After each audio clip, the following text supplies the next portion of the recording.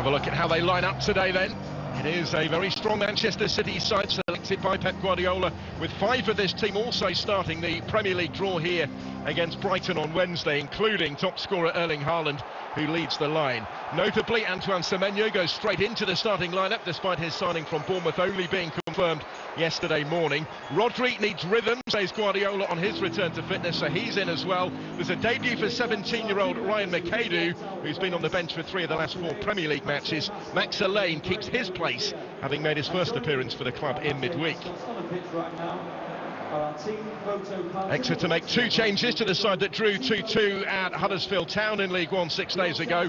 Jake Doyle-Hayes and Jack Aitchison come in for Jack McMillan and Akil Higgins, who both dropped to the bench.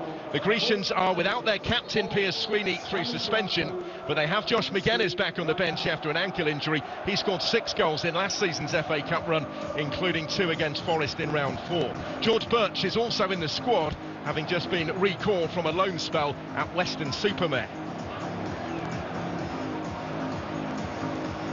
Not too many academy prospects thrown in by Pep Guardiola today. It's a stronger side than even Gary Caldwell was expecting by the Exeter boss's own admission, but what an occasion for his players, for the supporters of the League One side, to try and seize their chance, David Phillips, on this big stage. Well, I was listening to some conversation with Jack Fitzwater and Reece Cole, and all they're saying is that it's 11 players versus 11 players.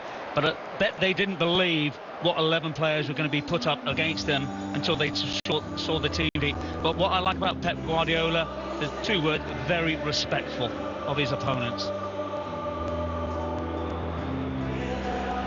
In the dugout today does have previous against Manchester City, and with Manchester City actually.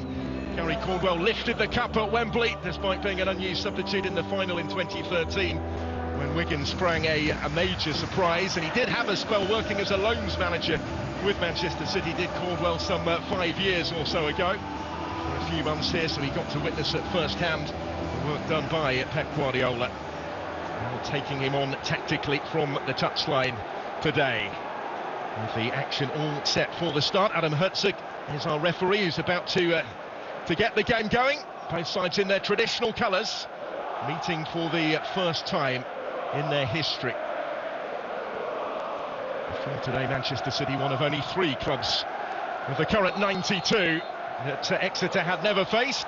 Putting that right here, a daunting challenge for them against the 7-time winners of this competition. And there is a reason why Manchester City have been so adept at avoiding upsets that have befallen others at this stage of the competition, certainly under Guardiola.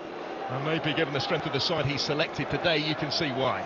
Well, absolutely right. And when you think that what games Manchester City have coming up shortly: Newcastle in the first leg of the Carabao Cup, Manchester United next weekend, and then Champions League against Bodo Glimt. So massive games coming up for Pep Guardiola and Manchester City. And I was very surprised when I saw the team sheet, but also very delighted as well. The 4th of 9 fixtures in 4 different competitions.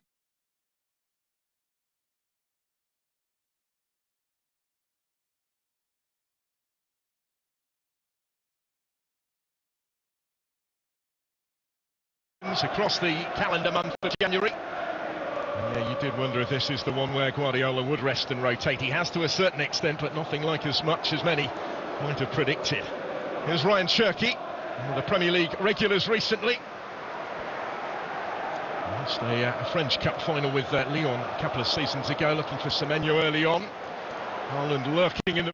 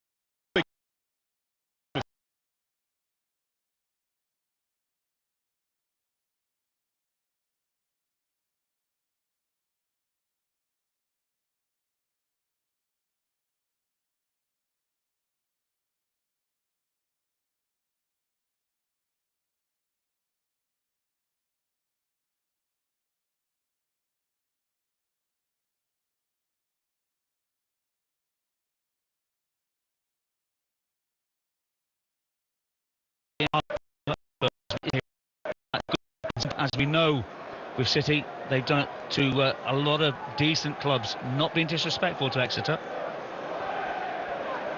Certainly Gary Caldwell under no illusions about the scale of their challenge today. The three central defenders, a system that they usually play anyway. At League One level, they have an excellent defensive record in the third tier. Only Stevenage and Bolton have conceded fewer goals actually than Exeter, despite the fact that until recently they resided in the relegation zone. Up to 14th in the table, still only 3 points above the bottom four, within 9 of the playoffs though. They're one of the form teams in League One. It's neatly done by Luca Woodhouse, showing real confidence and composure. Yeah, great composure, as you're right to say. Good bit of technique, but unfortunately the ball going through to Jayden Wareham, not good enough. And really with Exeter, when they receive that ball, they've got to treasure it.